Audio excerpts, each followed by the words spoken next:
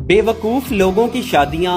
अगर देखनी है ना तो किसी मिडिल क्लास बंदे की शादी में चले जाएं।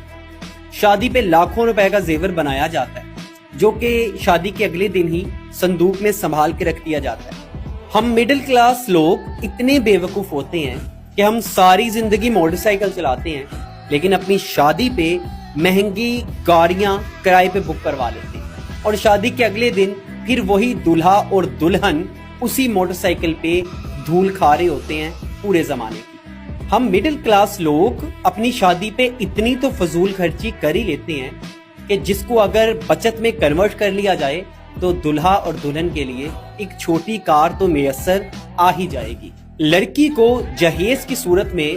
बहुत से कंबल, तकिए, सरहाने और इस जैसी चीजें बना के दी जाती हैं जिसको वो आते ही अपनी अलमारी या किसी पेटी में संभाल के रखते हैं।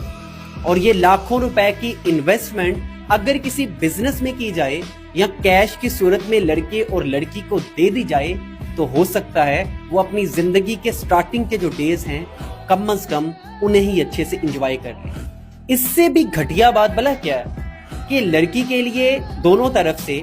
ऐसे सूट और जूते लाखों रुपए की मालियत के खरीदे जाते हैं जो सिर्फ लोगों को दिखाने के लिए होते हैं कि जो मेहमान आएंगे हम उनको ये दिखाएं।